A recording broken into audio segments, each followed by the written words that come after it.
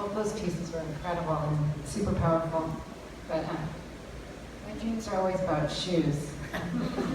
Same dreamer. Next up is Matt Powell, who will read from his personal essay, How Bill Withers Saved My Life, featured in our Love Hate issue. It's an incredible essay.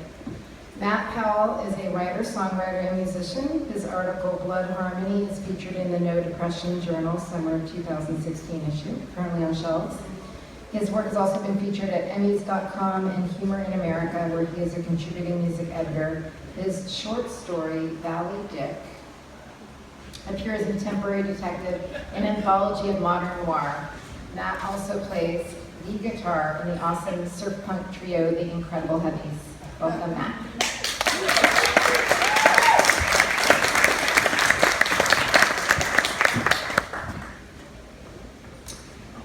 I'm really glad we could do this here tonight.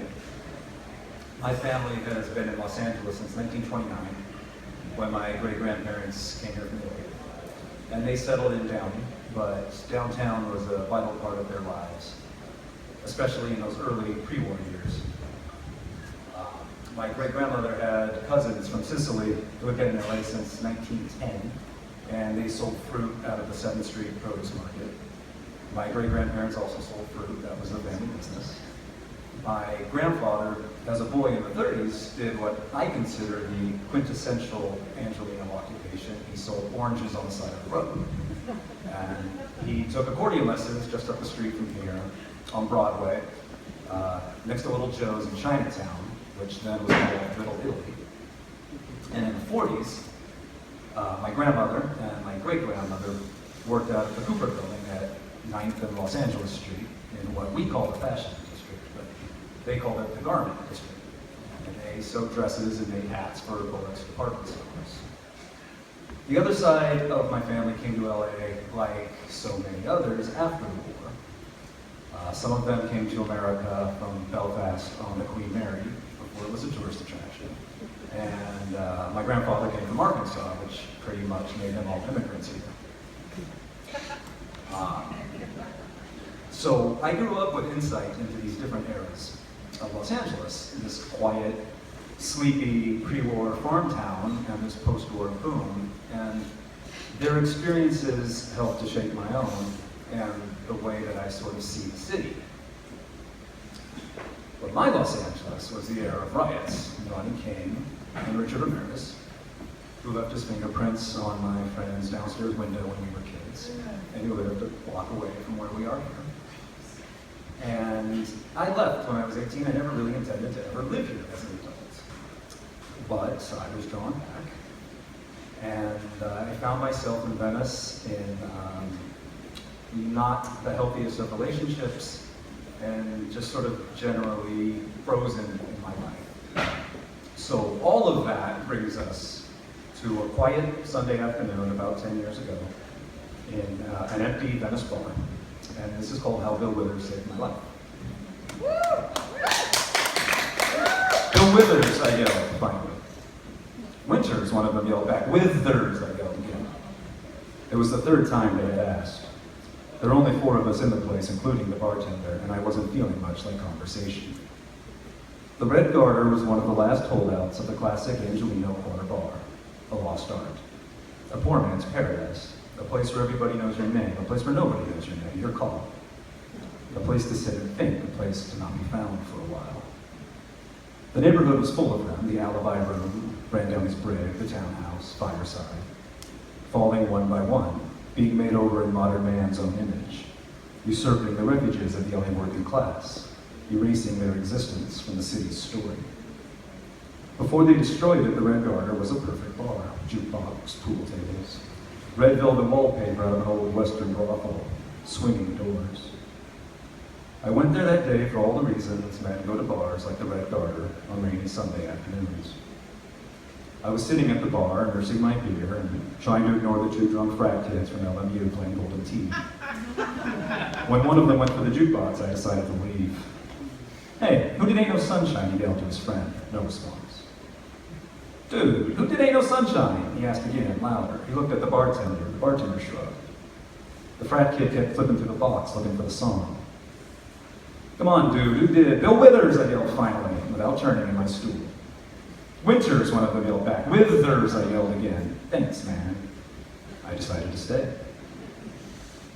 I sat there and drank my beer, stared at myself in the long mirror behind the bar, and listened to the song, hearing it as if for the first time. It sounded like rain. It was gray, it was wet, it was comforting. A rainy night in Venice Beach feels like it's raining all over the world. March 31st in California. What time is it in Casablanca? My watch stopped a long time ago. I'd asked the bartender, but he was eating his double-double and not giving a shit. It didn't matter. For the first time in a long time, I felt connected to something. Connected to every other lost soul, every Sunday barfly, every schmuck caught out in the ring, every cabbie waiting in LAX, every downtown shoeshine man guarding his kit, waiting out the rain in an abandoned storefront doorway. Los Angeles is a frontier town, a place where people come to reinvent themselves. When you're born here, you have to go away for a while to come back and reinvent yourself again. I had been back almost a year that day, lured by the pretense of a love we both knew was a lie, landing on the edge of the last vestiges of a bohemian Venice. Change was in the air. It could be seen in the falling corner bars, in the demolition of the craftsman cottages making way for tall, minimalist concrete boxes. It could be felt in the silence of two people in the same apartment with nothing to say. It could be heard in the blue static sparks of electricity buzzing off the telephone wires in the humid night air. Southern and Midwestern migrants once flooded the Southland to build better lives for themselves in the boomtown factories. Men like my grandfather winning pot games for rent money in the Linwood bowling alleys. The modest stucco homes with grass yards and detached garages. The corner bar at the end of the block, the jukebox, the dignity of it all. The bowling alleys were going the way of the corner bar, recasting the fatuous playgrounds for the hipster class. There weren't any more pot games. Men like Bill Withers, working on the line at the Weber Aircraft Factory in Burbank, after arriving in Los Angeles from West Virginia, by way of the U.S. Navy, writing songs in between ships. He was in his early 30s when he recorded his first album, at Sunset Sound. They took the photo for the album cover while he was on his lunch break at Weber. He's holding his lunch pail in the photo. His coworkers teased him. He wrote Ain't No Sunshine after seeing Days of Wine and Roses, a film about a couple of alcoholics who realize their relationship is empty in the sober light of day.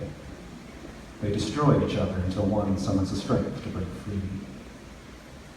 Barroom epiphanies on rainy Sunday afternoons are sobering. They are elephants.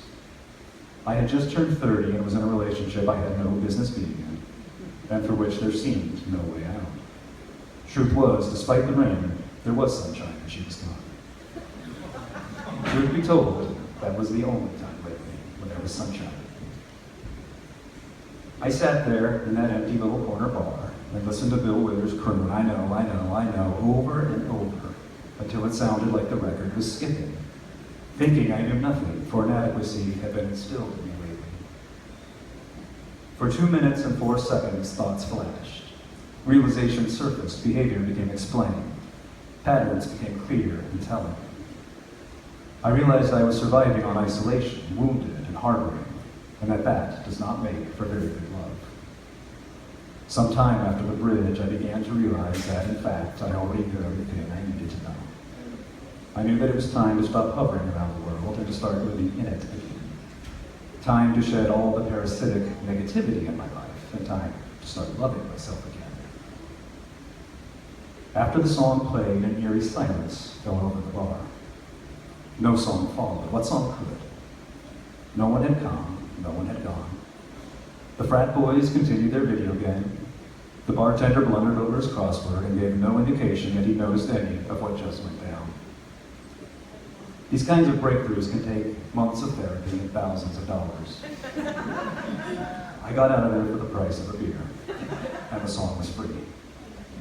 I stood, turned, walked through the swinging doors, and out into the beach rain.